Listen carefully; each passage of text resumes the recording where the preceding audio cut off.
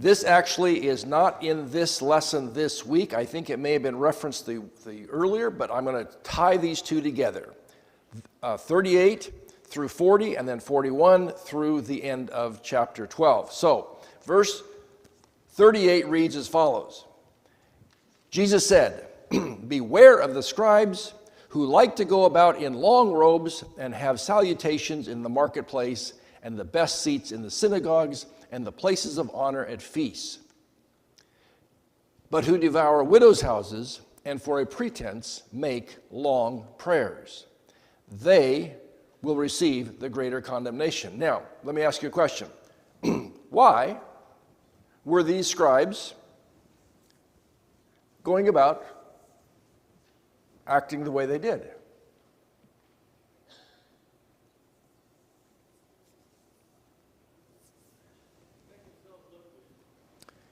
Make themselves look good. Why was that important? They were top dogs in the country.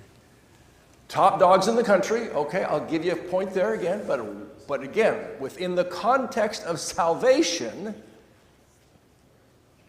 Works. it was an evidence that they were God's blessed. They had the clothes, they had the bearing, they could walk around like this, and people would acknowledge them and say, "Oh my, there's a blessed man." Okay? So then we transition into 41, and this is the beginning of our lesson for this week. Jesus sat down opposite the treasury, and he watched the multitudes putting money into the treasury. Many rich people put in large sums, and a poor widow came and put in 2 copper coins, which made a penny. And he called his disciples to him and said to them, "Truly I say to you, this poor widow has put in more than all those who are contributing to the treasury. For they all contributed out of their abundance, but she out of her poverty has put in everything she had, her whole living."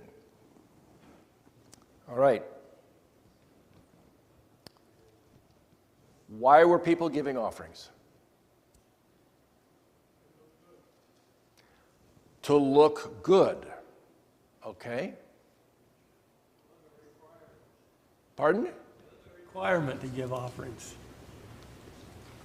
It was a requirement to give offerings. They were instructed, yeah, the Jewish people were instructed to give offerings, besides their tithe. But the amount of the offering was not... That wasn't determined. Wasn't determined. No. Okay. So, It was a love offering. so the widow, okay, the widow gave a love offering, okay? What kind of offering were the other people who were going through giving? Pardon? Required. Required? Well, look at me offering. Who said that? 2 points. A look at me offering. I like that. A look at me offering. So what's another word that we would say that is a parallel with look at me? Hypocrite. Hypocrite? Okay, I'll give you that, but I'm thinking of another word. Pride. Pride. Somebody gets a point there. Okay. Yes. These people were giving... I better be careful how strong a point I make here. Many of these people who were giving large offerings were giving it for the purpose of being seen. And of course, when they're seen, what do people do? Show off. Okay, show off, but how do people respond to this? They admire. They admire them, they compliment them. My, that's a wonderful thing you've done. Doesn't the Bible say that what you give with one hand the other hand should not know? Okay, George brings up a question here. The Bible makes a statement, something to the effect that what you're doing with one hand, the other hand shouldn't really know anything about it. What is that? What is the principle involved here that you're talking about? Just quietly do your thing. Quietly do your thing. Somebody used the word discreet. Yes, in the back. You like the word discreet? Yeah. Okay. No. Yeah, but again, the point of giving is not to bring attention to who? To yourself. The point of giving is between you and God, an appreciation for what He has done. That's exactly right. This particular lady here Yes. reminds me of, was it Elijah that asked for the last Oh, yeah, okay. meal that the lady had with her son? Uh-huh. And it's very similar. Okay. And God kept the oil and the food flowing. Yes. And I'm sure He took care of this lady. This lady, this widow too, yes. So, the point that is being made here is that it is not the size of the offering that is being given, but rather it is the what? The intention, the why you are giving. And if in your appreciation for what God has done, you give whatever, God blesses you. That's exactly right. Do you think that the Jewish people were ignorant of that principle? Do I think that the Jewish people were ignorant of that principle? They could have known because in Oh, okay. Could have and would have are two different things here. You know. Yes. giving your whole heart, which is coming out, seeking your whole heart. Yes. Yes.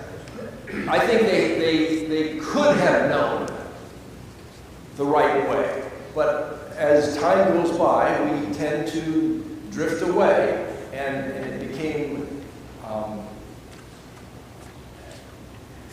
My guess is that to a certain degree, what was going on here is almost a competition. Who's giving the biggest? Keeping up with the Joneses. It doesn't say this here, but I think in Ellen White in The Desired Ages, she talks about the fact that in addition to the amount, there was also a certain amount of how it was being given. In other words, the higher you held up your offering and let it clank in, the more noise it made and the more attention it brought to you. As opposed to the widow who quietly and discreetly gives her offering, moves on. Nobody sees her except who? God. Doctor? Exactly. Yes. The Bible speaks of offering as sacrifice. It's a sacrifice. Offering by sacrifice. Okay. What does that mean? What does it mean what makes an offering a sacrifice? Give an offering by sacrifice. By sacrifice?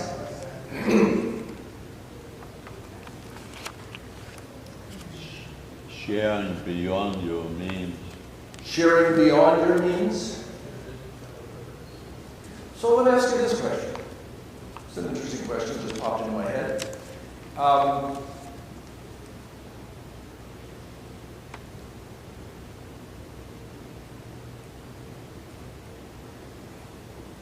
So why does God bless us?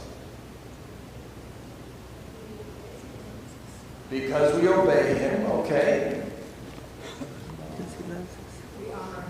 Honor Him. God says, if you honor me, I will honor you. Okay, if you honor me, I will honor you, okay? Better to give than receive. So, In the case of David, it was his willingness to seek forgiveness. okay, that's an interesting sideline. I believe that God gives us blessings to what? Help others. To share. Okay? To share. Now, everybody's different. Everybody has different background. Everybody has different resources. Everybody has different environments that they live in. And I believe that it's the biggest challenge that you and I have when it comes to the resources that God gives is that we aren't looking for opportunities to use those resources to help other people. Now, May can I? you... Oh, yes, George. May I bring up something real faulty? I possessed at one time. Okay. When you look at overseas and how big crowds are baptized and so on, as a businessman, your money goes a lot further over there than here. Yeah. But just look at what I'm surrounded by. Sure. You know, God uses our resources in ways that you and I have no idea how it's going to be used. We live today in an environment that is consumer-oriented, all right? Which tends to mean the focus is spend your money on whom? Yourself. On yourself. That's the focus of our economy today. As Christians, we should live outside of that economy. What does that mean? Look for ways to utilize what you have to benefit other people. Okay? Now, what catches your eye, what comes to your attention, the need that you're aware of, may be very, very different than somebody else. Does that mean that yours is better or theirs is better? No, not at all. It just simply means that God is using you in a way, if in fact that is what you want to do. And if you want to do that, I believe God will help you recognize those opportunities. And when you participate in those opportunities, what do you get in return? I'm sorry? More blessings. That's exactly right. More blessings. Not necessarily temporal, not necessarily more money in your bank account, although that may be the case. And I know people where that has happened. It's amazing. In fact, I've looked at some of them I know quite well, and I think to myself, I wonder if the reason why they're being blessed so much is because of the way they're doing it. Maybe I need to make some changes. Okay? Anyway. Yes, Ron in the back. Here, in this place, as many who came were quite well to do and gave large amounts. Yes. But it goes on, with a flourish. With a flourish. With a flourish. With a flourish. It's why Yeah. most Adventist churches you go into do not have signs around given by. This room was given by. Yes. We were working on building a new Yes. church in one of the churches. Yeah. And we had a person come to us who said, well, one of your members just died, and we'd like to give X many dollars, large amount, to do your fellowship hall downstairs in the basement, if you will put their names on the fellowship hall. We denied it and said, keep your money. Well, I won't go down that. I understand that. I've been aware of those. Yeah. The point is, I believe that at the end of the day, the quieter you give, the better for you. Because it is easy to get caught up in that. We used to have on the tithe envelopes years ago, they folded in such a way that your name was on the outside of the envelope. I don't know if you remember those. I don't know. Yeah, okay. But the new ones that we have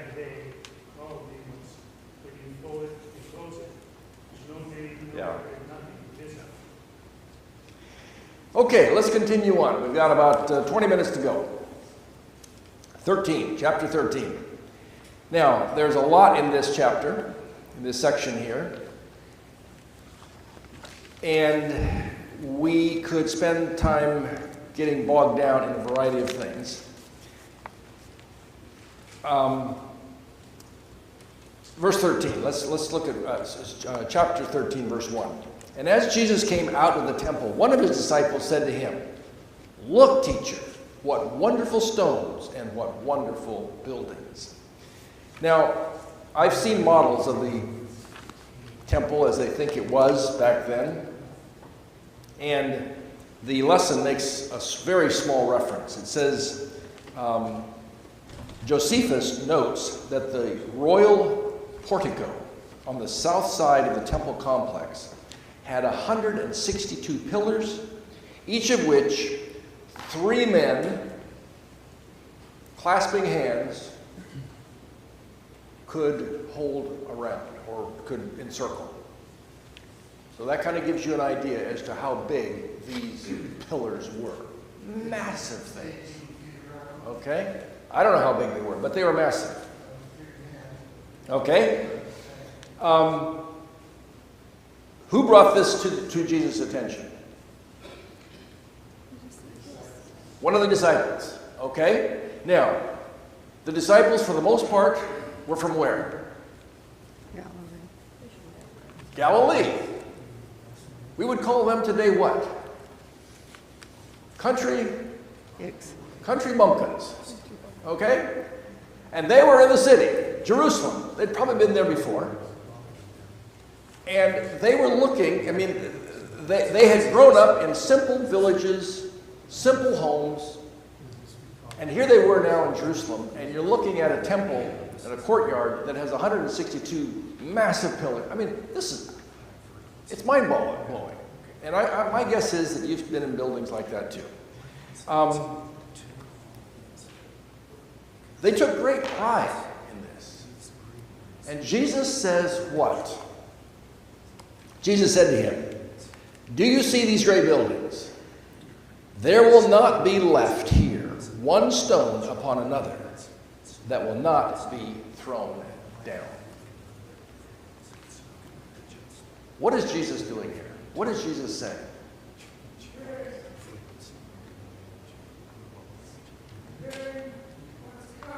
Preparing what's coming. But he's telling them something that in their mind they cannot imagine. I mean, number one, they can't imagine how it was built. But to think that this is going to be torn down? No way.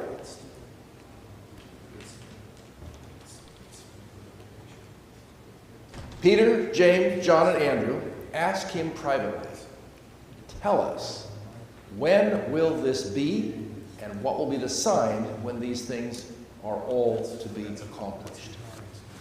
Now, Jesus then continues with what we now call the Olivet Discourse. And I want to ask you, what is the primary focus of what Jesus says in the following page and a half? What is the primary focus of what he says? And be careful how you answer, because the answer is actually repeated again and again in this section. But I want to ask you, what is the primary thing that Jesus is focusing on in this section?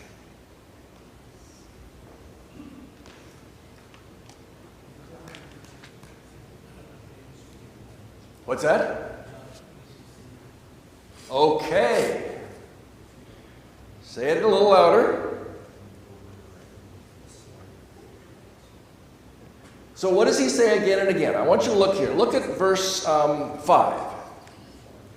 Verse 5. Jesus began to say to them, what? Take heed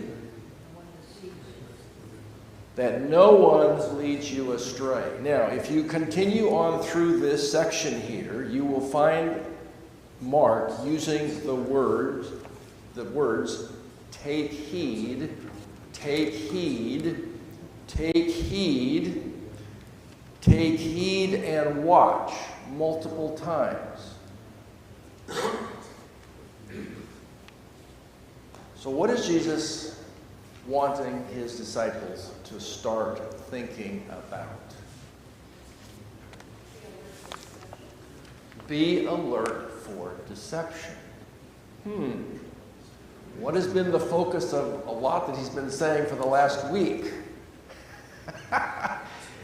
You guys have been deceived in the past. You've been deceived in relationship to who I am. You've been deceived in relationship to how one is actually saved.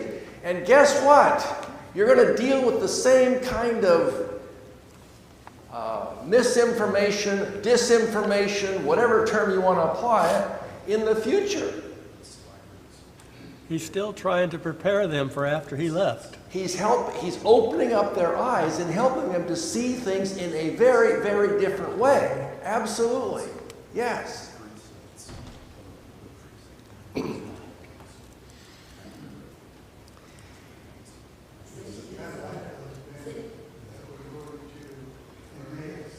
Oh, yes. He opened their eyes, yes. Okay, yes. That's my favorite story. It's one of my favorite stories. Okay, now let's look at this word. Let's continue on. Take heed that no one leads you astray. Many will come in my name, saying, I am he. And they will lead many astray. What's the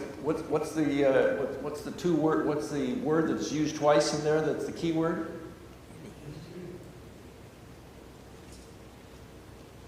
I won't give you a point for that. It's used twice. Many and many. Okay? What's the first many? It focuses on whom? Yes, there's going to be many people who are trying to deceive you. And what is going to be the result?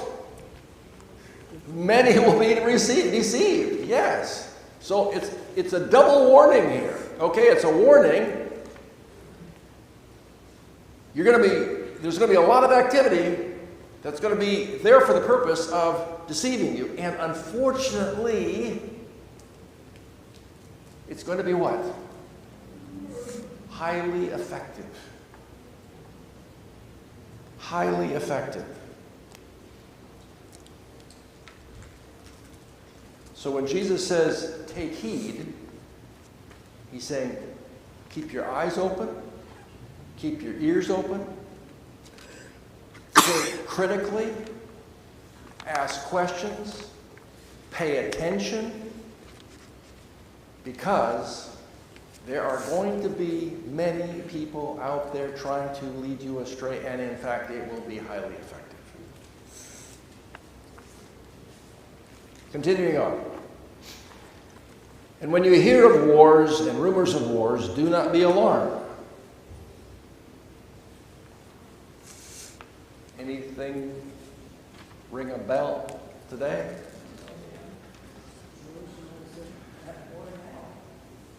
You know, I can't believe how many times I hear about World War III in the news today.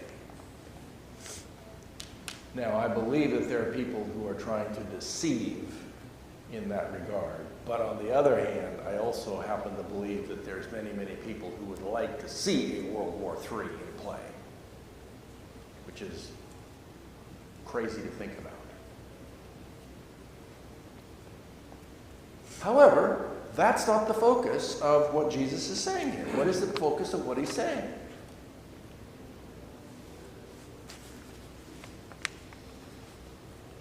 You're going to hear, but not to worry. Why?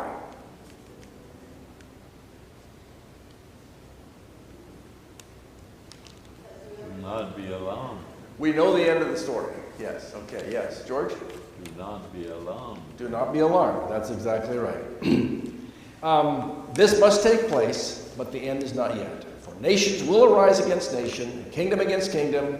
There will be earthquakes in various places, famines, and the beginning of the earth pain. So, Jesus now is talking about a variety of things, some of which applies to the disciples in their time, leading up to the destruction of Jerusalem, which from the Jewish perspective was going to be as if the end of the world had arrived. I mean, that for all intents and purposes ended the Jewish economy in Israel, in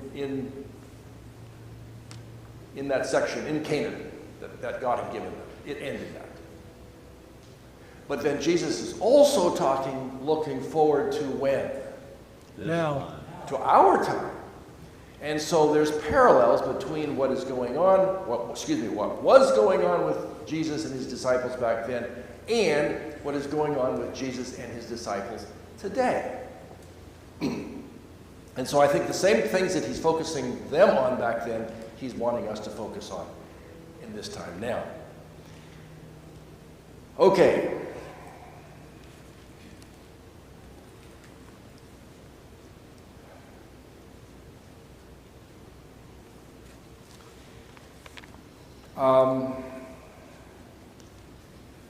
Take heed and watch. Take heed and watch.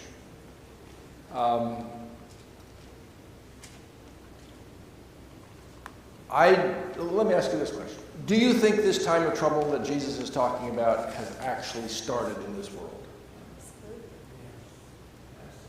Well, it began in the 6th century, or 538. Okay. What he was talking about, some of the difficult times. And it has led up a little bit since 1798. Okay. But there's coming a time when the same thing will happen. Right. I was born in 1951. And that simply means, for those of you who were born before then, let's start over. World War II is a historical event from my perspective. I have no first-hand experience with World War II.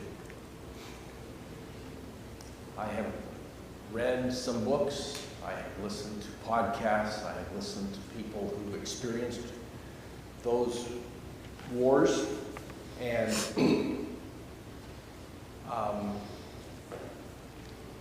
it is hard for me to wrap my brain around some of the things that happened in that war. And yet,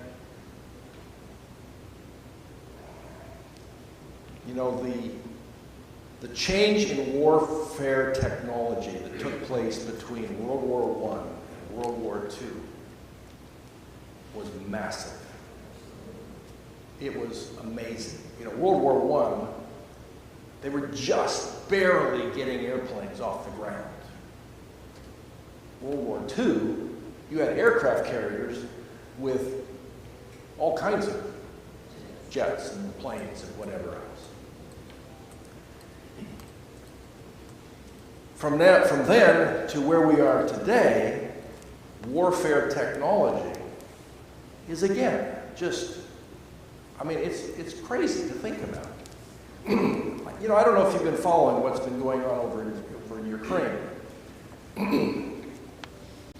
A lot of bad things on the ground, obviously. But the most effective areas of warfare over there right now is what? Drones. Drones. You think about it. And we're not talking about a drone. We're talking about hundreds of drones at once. The only reason that's possible is because of computers and all that business. Okay?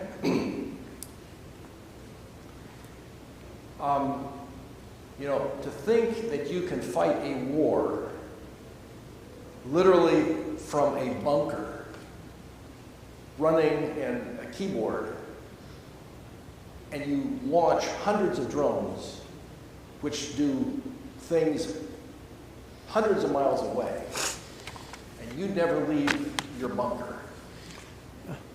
Not even that, Darrell. You can do it from Texas and Oh yeah, do it that's all right. around the world. Yeah, that's exactly right. In fact, that's what's happening. You've got places in Florida which that's exactly what they're doing. They're running drones over the Middle East.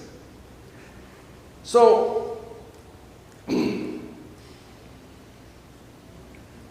I don't know what it's going to be like, but I do believe that it's going to be crazy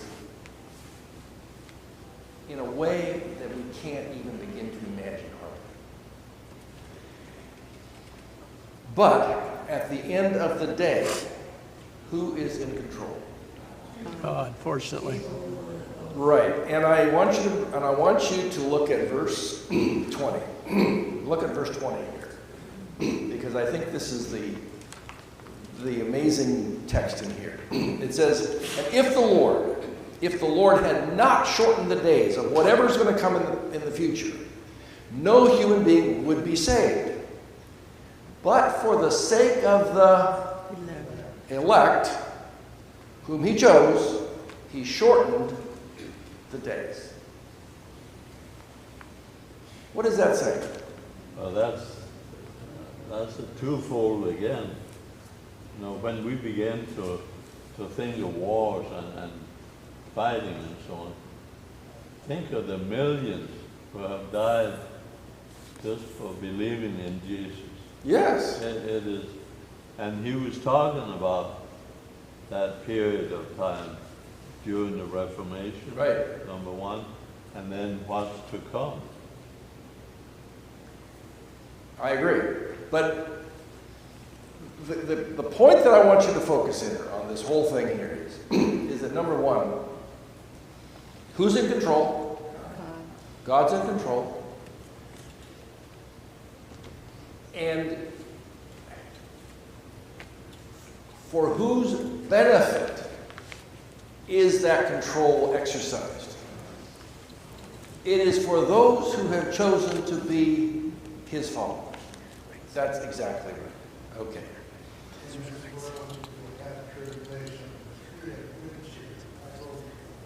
Yes, exactly. Now, he's still on the throne, yes. So, as Jesus wraps up this week, the disciples, in many ways, have no idea what's coming down the pike. But they will what? They will understand, they will remember what he has said. Same for today. I'm sorry? The same for today. The same for today, absolutely. The same applies for today. And so, even though we may not understand what it is that is going to happen, at the end of the day, even though evil men are conspiring in ways that you and I really have a hard time even fathoming, at the end of the day, God is still in control. And God will indeed wrap things up.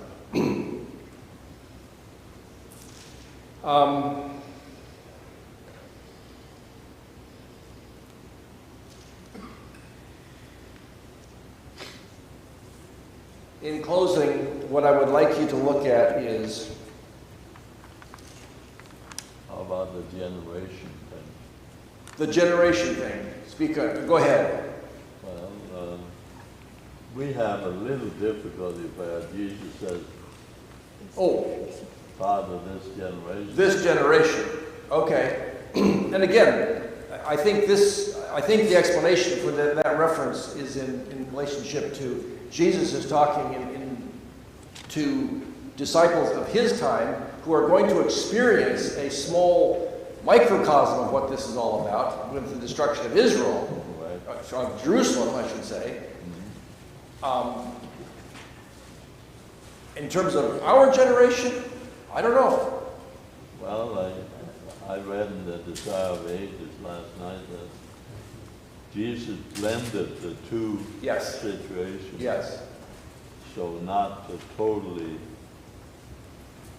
get them all shook up. I mean, there are things we are better off not knowing coming. Yeah. So in other words, when Jesus is talking, they're thinking long term, Yeah. but they are going to experience it in the short term. 40 years later, yeah. Exactly. Although many of them were actually martyred before that even happened. Yes.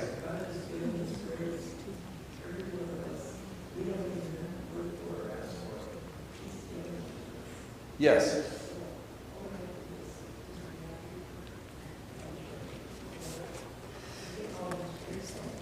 Yeah. Again, I'm going to close by making sure that we don't lose sight of the fact that Jesus is again and again says, take heed, stay awake, pray, watch, stay focused on what is going on, because there are plenty of things that are out there that have the potential of distracting us, and we miss the whole thing happening. Yes, Satan is a master of distracting. Yes, Richard. Oh. I heard one person one time, a while back, explain this text as generation. There are basically two generations in the world. There's the Jewish generation, and now Jesus is bringing on the Christian generation. And when he says this generation will not pass, he's passing the Jewish generation off because they are nothing today, basically. And the only generation that is a law generation, it is not referring to age. Okay, that's interesting. So generation would be referring to the people of Israel versus everybody else who is out there and who has responded to the gospel. Yeah. Okay. All right, well, let's bow our heads and let's have prayer as we close our Sabbath school today. Father in heaven, we live in a world that is very crazy in many ways, and it is easy to get sucked into this idea or this conspiracy or that prediction, and yet in your word you have told us, yes, this will happen, but stay focused on him. Please forgive us for where we have failed, and as we anticipate a new week, may we indeed see things in a new way. May we recognize things in a new way, and as a result, be in a position where you can work through us and also protect us as we face these times. We thank you for hearing and answering this prayer. We pray in Jesus' name.